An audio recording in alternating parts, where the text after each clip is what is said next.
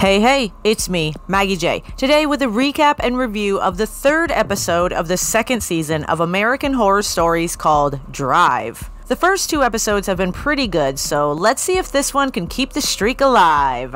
Spoiler alert, it doesn't.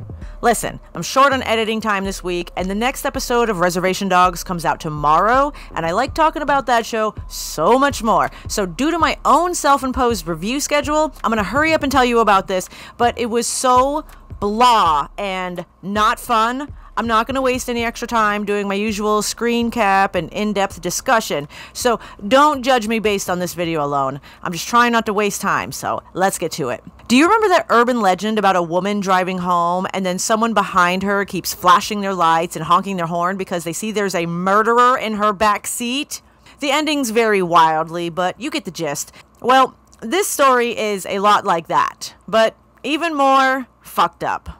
A woman named Marcy and her friend are out at a club. She meets a guy, has sex with him in the backseat of her car, then he negs her after they're done until she kicks him out of the car. Then she's on her way home until this car behind her starts honking and flashing their lights. They even run into her car, so she does some unexpected driving, loses the Jeep, and then heads the rest of the way home. There, she explains to her husband what happened on her way home.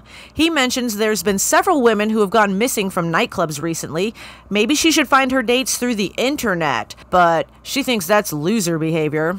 These two are in an open relationship, and due to the potential abductor situation, he's worried about her staying safe while meeting and hooking up with randos at the club. She's taking his concern as unhappiness with their situation and really digs her heels in that nothing is going to change. She takes off her makeup and we see that she has a large port wine birthmark on her cheek. This plays into the story later, but when she's all done up, you can't even tell. The wonders of modern makeup. Another night at the club, Marcy is with her friend, who is tired of being left behind while Marcy goes off to get sexed. So when she finds Marcy in her car with someone else, she leaves in a huff. Back inside the club, Marcy finds her husband is there, so she decides to leave because he is like killing the vibe. But out in the parking lot, she sees a Jeep that she thinks is the one that was following her the other night. She gets the license plate and does some online digging at home, finds out the name of the driver and his online profiles, and it is way easy to hunt him down after that. She visits him at a home goods type of store where he works, then goes to where he lives and does a little home invading while he's in the shower. She gets stuck inside his house when the shower turns off and it's like deathly silent in there,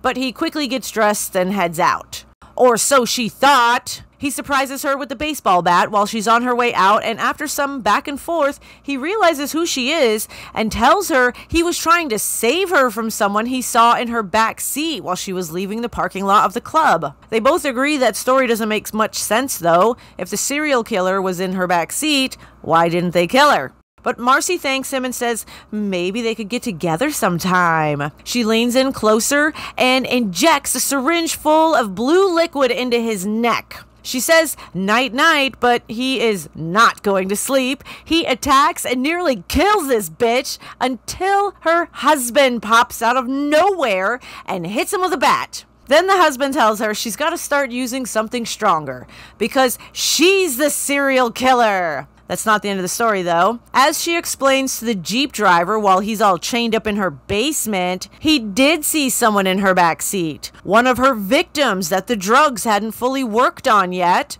Just another arrogant asshole who deserved to be tortured and abused, which is how guys like him treated her back in high school because of that birthmark on her face. So now she kills as many of those type of guys as she possibly can. While she's explaining all this, she has a realization that she shouldn't be doing all this killing by herself. Her husband deserves to be by her side while she's killing people. So she puts a machete in the Jeep guy's head, goes upstairs and tells her husband the new plan, and with absolutely no pushback, he agrees to be her killing buddy. Their first victim together will be her friend from the club. And that's the end of the story.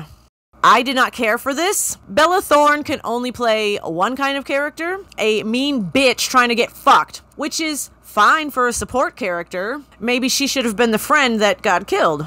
The chemistry between Marcy and the husband was non-existent. I understand that he's supposed to be a simp and will love her no matter what she does, so I might be able to accept him being so willing to help her kill. But if he was a real simp, he would have been begging her to let him help her while she killed, so she wouldn't have to get her hands dirty and shit. She wouldn't have had to ask him to join her to kill. She would have given him permission. But anyway, the killing of the friend is still not sitting well with me, especially after that whole speech about how Marcy kills assholes so that no one will miss. What about the friend puts her on the same level as people who used to make fun of Marcy for her birthmark? You can't give a psychopath rules and then they don't follow them.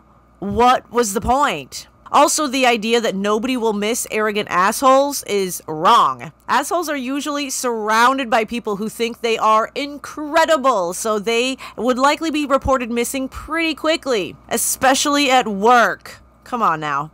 And why did the husband bring up the missing chicks at the beginning of the episode if he knew she was the killer and he was going to follow her every time she went out anyway? Are there 2 serial killers operating in this area? And then they're just not going to tell us anything else about the other killer? Seems like you're missing a whole storyline here. Overall, 1 out of 5 stars. Maybe better acting could have made this better, but I think there was just too much misdirection and it muddled the waters way too much. Then to make rules to try to justify the protagonist's motivation, but then to throw that logic out the window in the next scene made the entire premise confusing. I thought they were trying to tell me that Marcy is a psychopath who likes to get fucked by people she thinks are out of her league and then kill them. But the friend doesn't factor into that equation either, so what was the point of this story? But that's just my opinion. Maybe next week's episode will be better. I don't know. Thank you for watching. Please like and subscribe and keep your fingers crossed for the next episode. Until then, y'all stay safe out there.